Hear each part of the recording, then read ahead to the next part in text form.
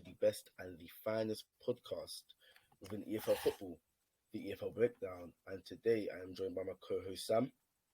Hello, everybody. And we have a very, very special guest today. It's obviously a privilege to have him on.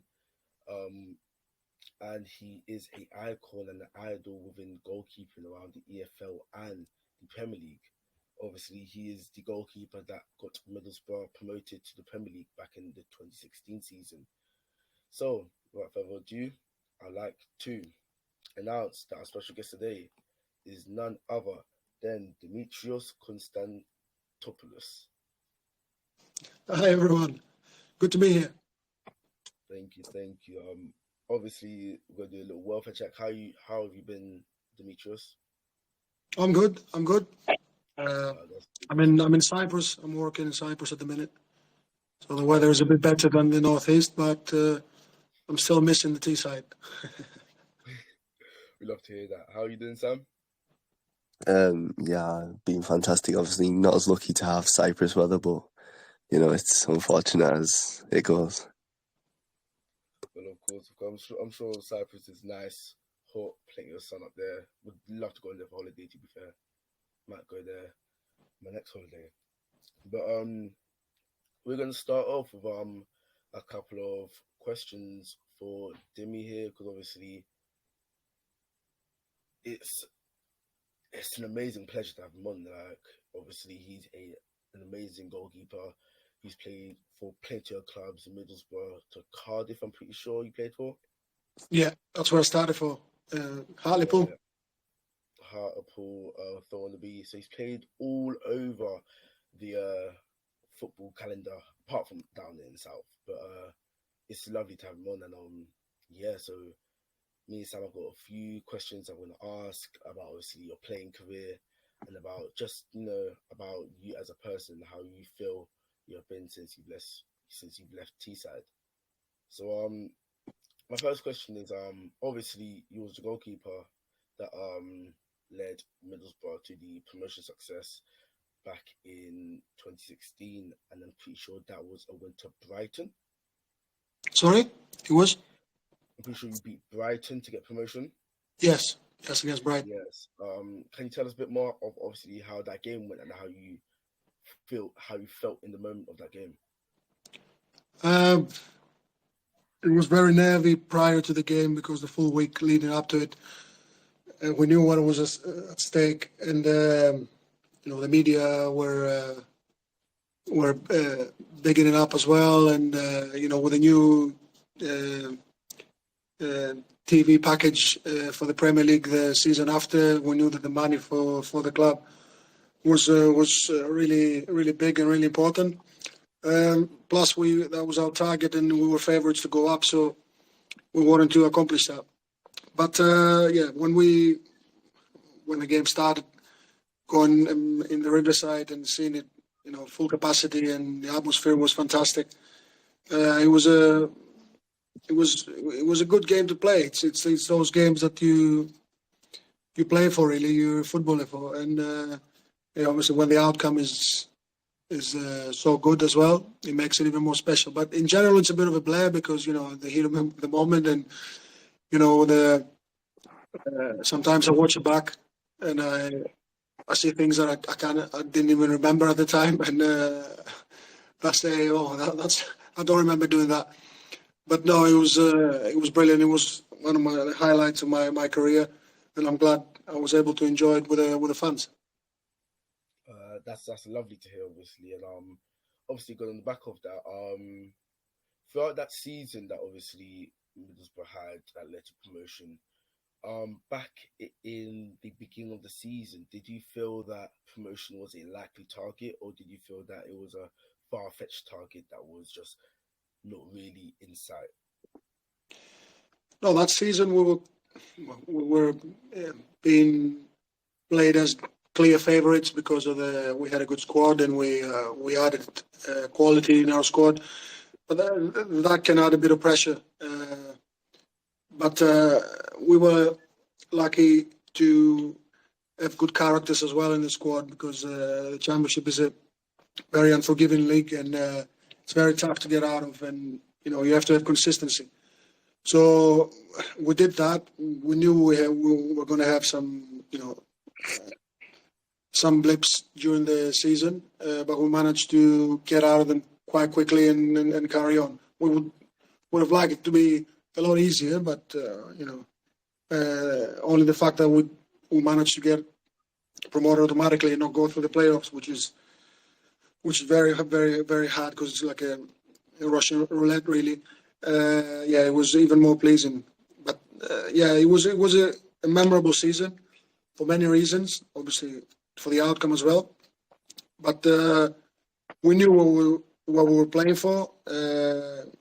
We knew we were the favourites. We just had to do whatever we had to live up to it. Beautifully said.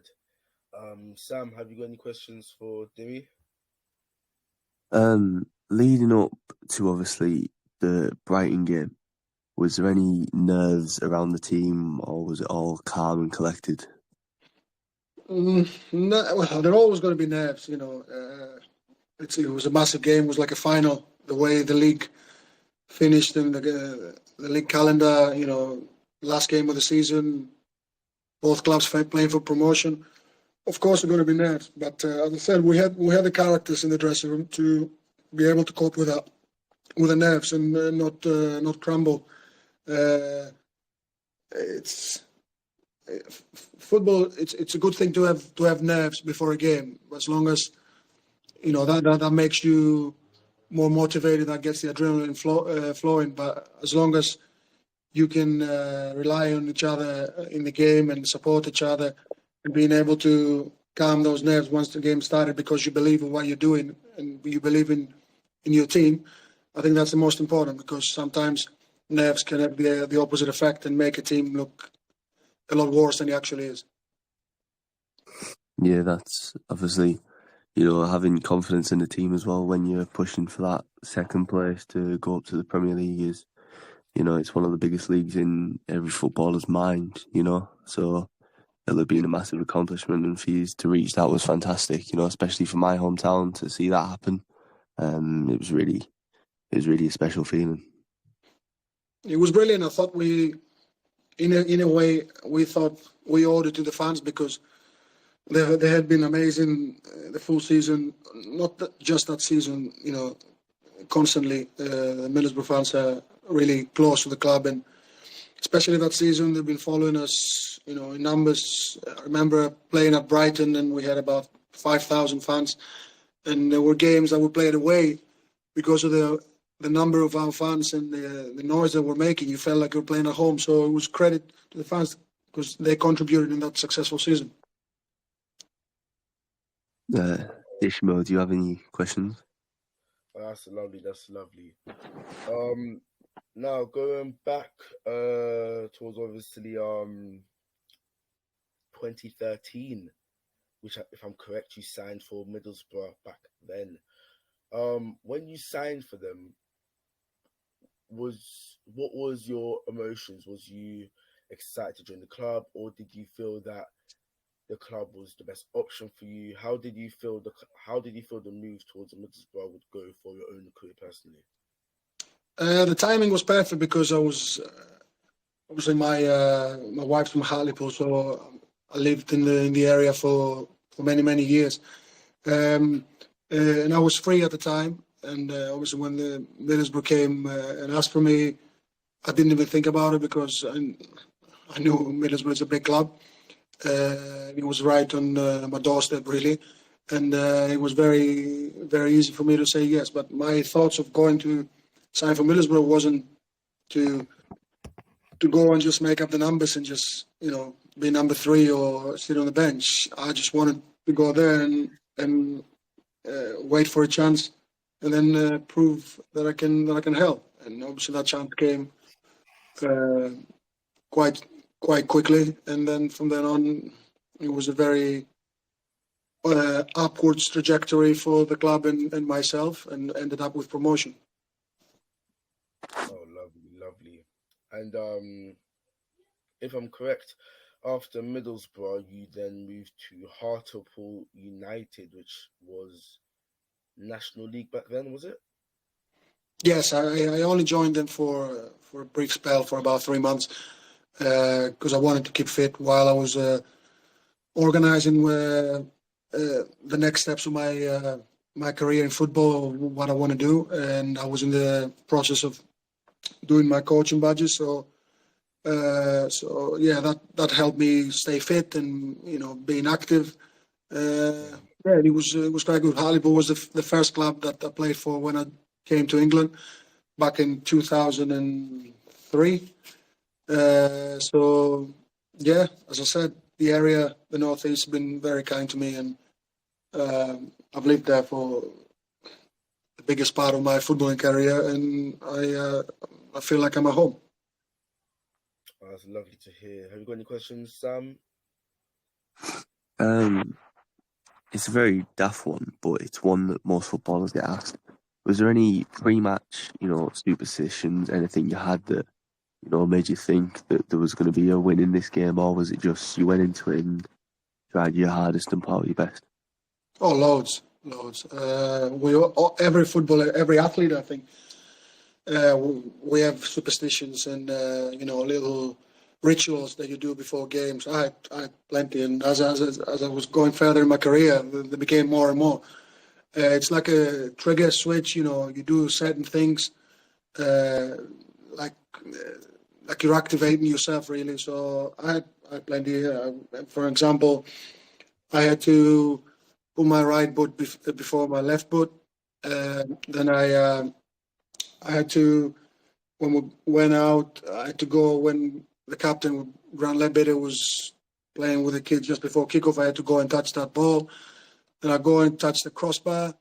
Then George Friend would come on the edge of the box, and then with a high five, then I had to smack him in the butt. So yeah, that was my ritual with George. So yeah, it was plenty, and I know that many of the lads at their own as well. Yeah, that's good to hear that. Obviously, pre-match, because I used to have one, and it was always when I used to play football, I used to kick the bottom of the Astro with my right foot, and then but that one was a daft one. Yeah, it's good. I think it's something that switches you on mentally. Something that you feel like you in the zone, that you're ready to start the game. And sometimes when you don't do them, you feel a bit off. Yeah, but I don't think it's a bad thing. I don't mean going to extremes and having a very bad performance if you don't do one of the rituals. I just mean it's good to have something to activate you, and everyone's different. Lovely, well said. Now going back to obviously moving on from your senior career, going back towards your youth career. When you was obviously a child and you was playing as a goalkeeper, what stage of your life was it where you said, I want to become professional, or I want to push myself to become a professional goalkeeper? I think being a child and watching, obviously, the Premier League or the top level in any country, this is where you dream of yourself becoming. You play because you love the sport, but you sort of in your mind, being a child, you think about yourself playing in those grounds and in that level. So since I started, my goal was to go as far as I can to become professional. Eventually, never occurred to me that I wouldn't become professional, which looking back was a bit naive because there was many kids who don't make it for whatever reason. But I think that belief and the fact that I was assured I would become a professional sort of kept me going through bad situations, through tough times. And in the end, yeah, I was lucky to have a good career in different countries. and I got tons of experiences which I can now use being a coach. That's lovely. That's lovely.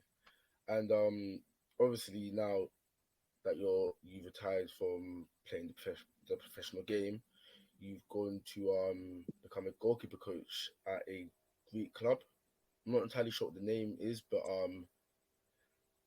how did it occur to you that after you finished retiring that you wanted to become a goalkeeper coach? Because obviously there's players such as Wayne Rooney, Michael Carrick, and so on and so on, who are retired players but have decided to become football managers.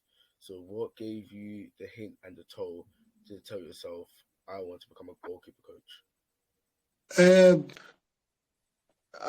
After finishing my career, I couldn't imagine myself doing anything outside of football because football's been my life basically since I was a child, and I wanted to do something just keep being involved in football.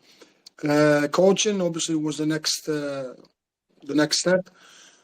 I started as a goalkeeping coach. The goal is to become a manager. And that's where I'm at the process of that. But being in a staff, in a backroom staff, and obviously training the goalkeepers in a club is natural to me because I play the position. It's a unique position, but it's a new learning curve. It's like a new career, and you see things from a different angle, and you have to adjust and adapt and try to get the best out of your players. So yeah, I'm at the stage of I'm still learning, I'm still evolving, and hopefully sometime in the future I can be a manager. I mean, hey, for a manager, I can always come to the borough, take CAC Sport. We won't mind that, we won't complain. But, That'll be brilliant. I'm sure everyone will love you there. But going on to a bit of game time, a bit of quiz time, have a little break from obviously the questions. This is going back into your history, back to 2007 to 2010, that period of your career where you was playing for Coventry City. I'm gonna ask a couple of questions, obviously, about that, and whoever out of you and Sam get it first will get the point. So obviously, when you played for Coventry City and Sanford and back in 2007, I don't expect Sam to particularly know this, but how many appearances did you make? For Coventry, I think 28, I think. yeah, without the cup games, yeah, I think about that. Well, you're close. There's 24 appearances you actually made. Right. At your Yeah. time there. I had a full season off injured because I ruptured my Achilles. So I stayed off for about 9 months. But yeah, that's 24 in the league and I think a few more in the cup games.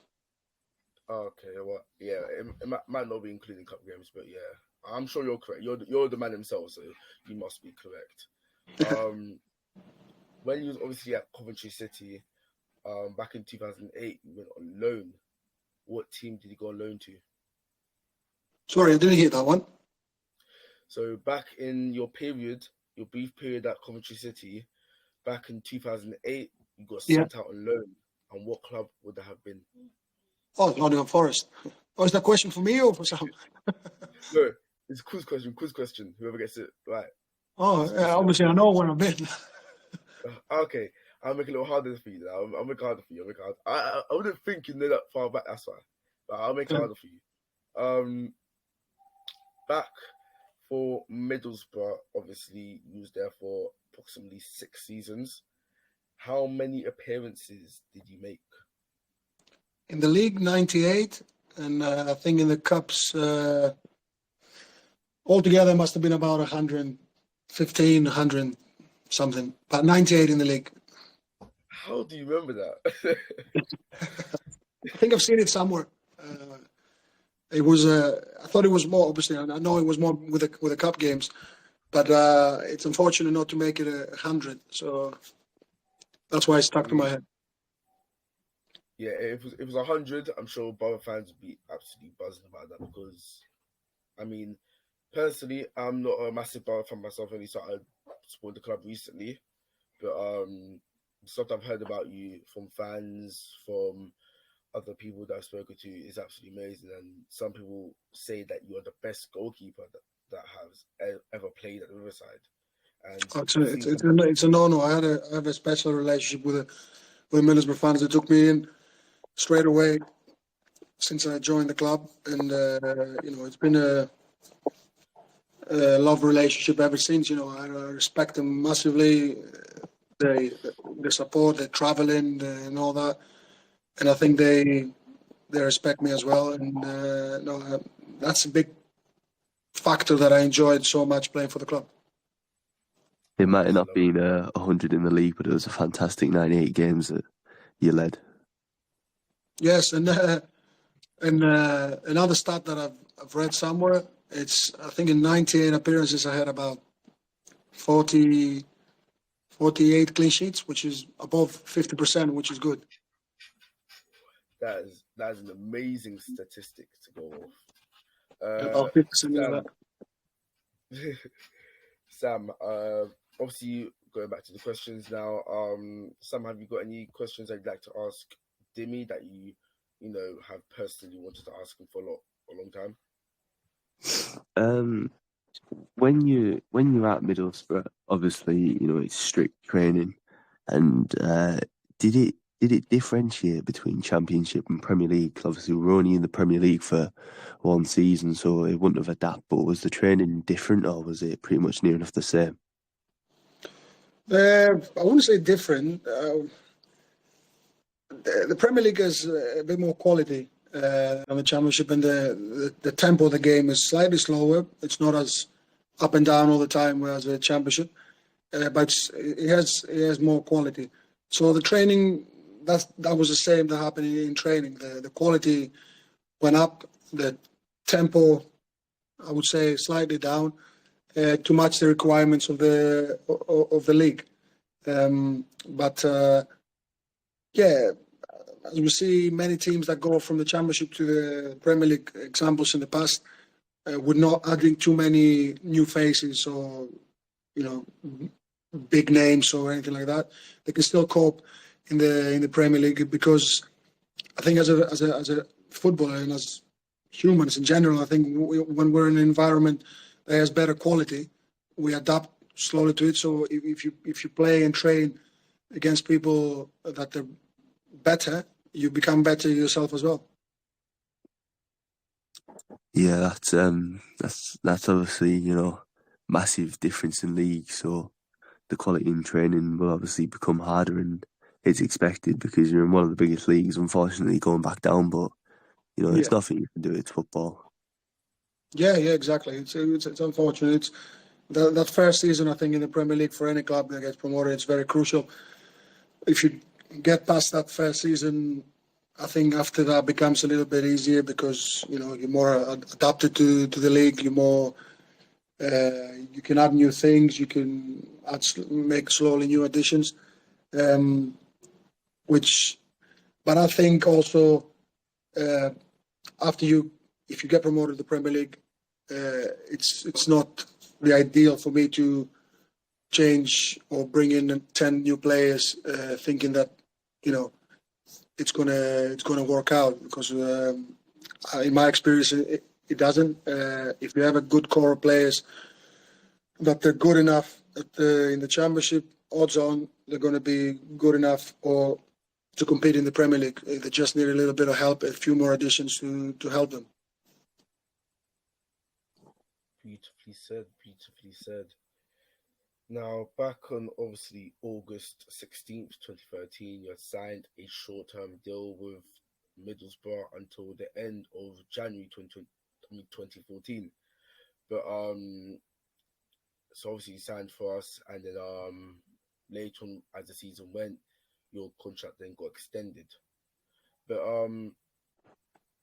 back on the 4th of January 2014, um, Jason Still, the original first choice goalkeeper for Middlesbrough, was injured, and that is when obviously they had brought in Shay Given on loan, but then Aitor Karanka opted to play you and give you your first full league debut against Ipswich Town on the 8th of March 2014 in a 2-0 victory. Now, obviously, Aitor Karanka give you an opportunity to make a full league debut on that day. How did it make you feel as a footballer? Because surely you must have been absolutely excited. Oh, it was brilliant. To be fair to Aito, when he came to the club, he said from the beginning that he doesn't care about contracts or names. He said that if he sees someone that he thinks they can play, they'll play. So, yeah, I think from what he said in interviews and to me, he said that he appreciated the fact that I was a professional and I would keep working hard, which I think is the right thing to do, either you play or not. Because if you're not involved and you not putting 100% in training, you're only giving the manager an excuse and validating his opinion not to play you. But if you keep working hard and showing, your 100% potential, then eventually another chance will come, and it's up to you to grab it. But I was very, very excited to have my league debut. I was pretty confident in my ability. The manager was pretty confident, and then I think we had a good run leading to the end of the season. That season, I think we kept about half the games that I played clean sheets, which was good for that season because we were conceding loads of goals. And we carried on the 2 seasons after. Lovely. And obviously, coming more closer towards the end of your time at Middlesbrough in the 2016 to 2017 season, obviously you was the main man to get Borough promoted up to the Premier League, but the club had decided to sign 2 new goalkeepers, which left you as a third choice goalkeeper. Now, as the goalkeeper who led the team to promotion, did you feel you should have been given a chance in the top flight, or did you feel that the club had made the right call in bringing in those 2 goalkeepers? No, of course, I was disappointed not to at least get an opportunity because when you get promoted to the Premier League, you want to play in the Premier League. That's the main reason. I was disappointed, but I never shied away from any competition. I had good goalkeepers to compete with in the past in my career, and I always welcomed it. And I thought the better the quality of the goalkeepers to compete against, the better you become. I was determined to carry on working hard. Obviously, I would have liked to try and help that season in the Premier League. I thought I was ready and I was good enough to at least have a chance. But it's football is a game that you have to respect the manager's decisions. He's got a job to do, and you're there to show what you can do when you're given the chance. And sometimes the chance doesn't come. Very well said, very well said. And following you being released from Middlesbrough back in 2019, you had then joined Hartlepool for a second spell. Obviously, you didn't play much because you obviously told us you was training with them whilst you was doing your badges. But whilst you was at Hartlepool, you actually broke a record, and that record was for being the oldest player to ever play for the club at the age of 41 years old. Now, is this a fact that you knew, or is this just new information to you? I knew about the record that I broke at Middlesbrough when I played the cup game, and the previous record was held by Brian Robson, and I was 40 and a few months old, and I knew about that. I didn't know about the one in Hartlepool, so it's another record. It's another good thing to have on your CV.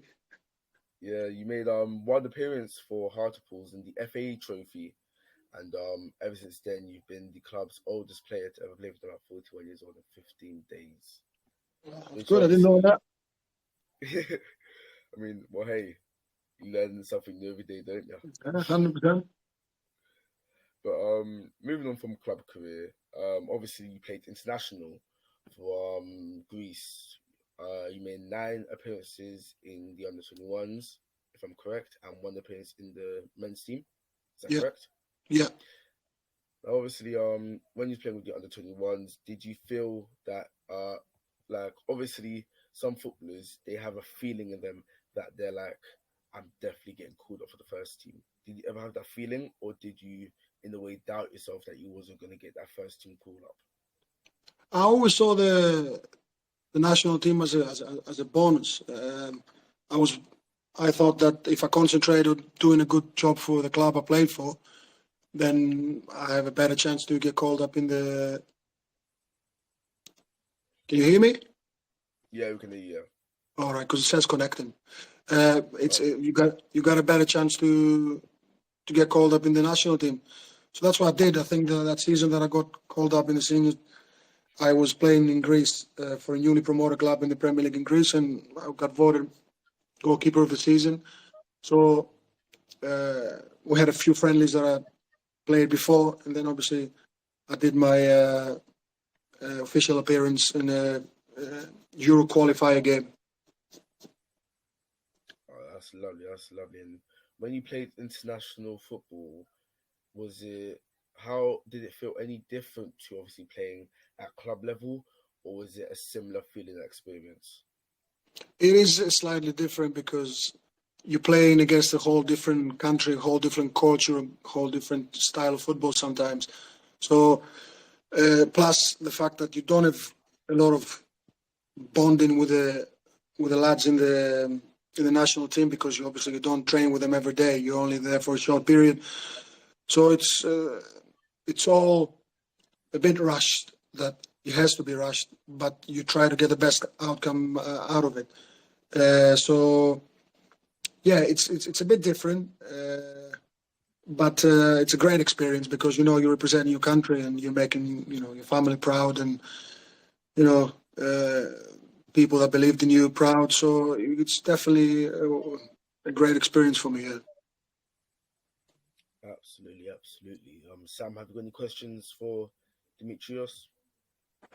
Yeah, was there any clubs that you would obviously idolise yourself playing for when you were younger? Like, was it the big team? Was it your local team in Greece? Was there any? Um, I don't know. When I was younger, I was a fan of Peter Schmeichel, and would watch his games with Man United, and I would dream of playing there sometime. But my local team, it's PAOK Salonika. It's one of the biggest clubs in Greece, and my whole family basically supports this club, and I was since a young age. So um, I wanted someday to play for them, and I had a chance when I was playing for AK Athens. The first year, I got an offer from PAOK, but I chose to stay at like Athens, and obviously that chance was gone. Did you ever believe that chance would come back, or? It was a decision made not based upon the strengths of the team. It was basically the club back then was in a bit of unorganized. They had financial problems, so yeah, it was. If it was an even offer, both clubs were in the same situation, I would have chosen to go to PAOK. Lovely, lovely.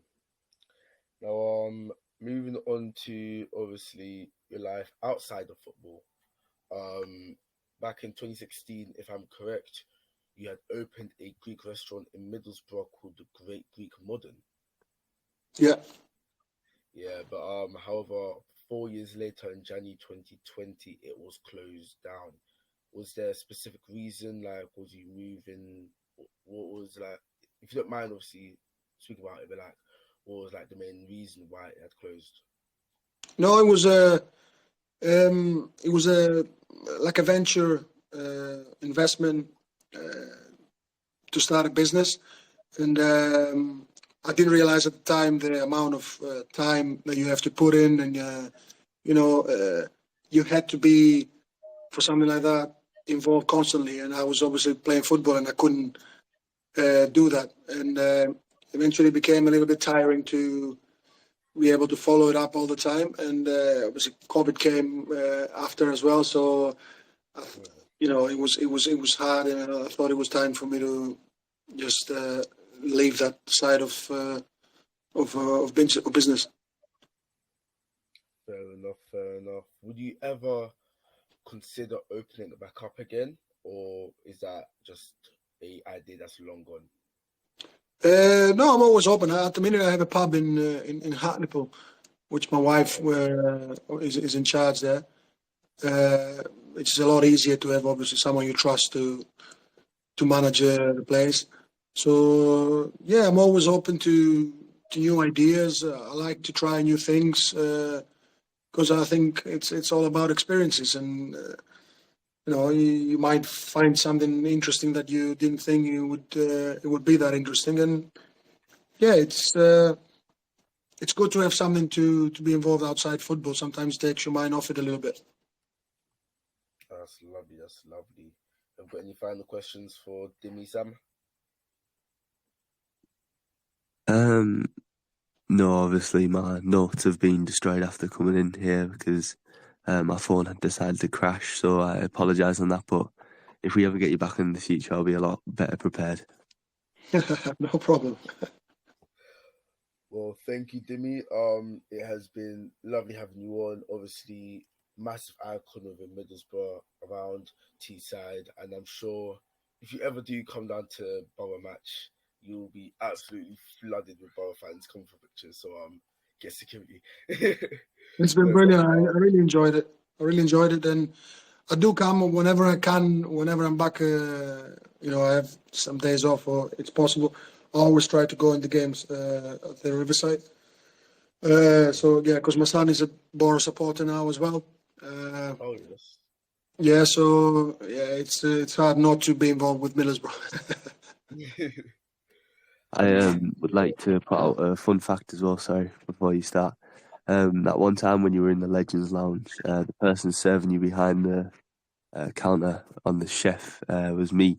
So I just thought I'd tell you that it was obviously an honour to see you. So Right. I didn't know that, obviously. But no, I enjoy it every time I go there.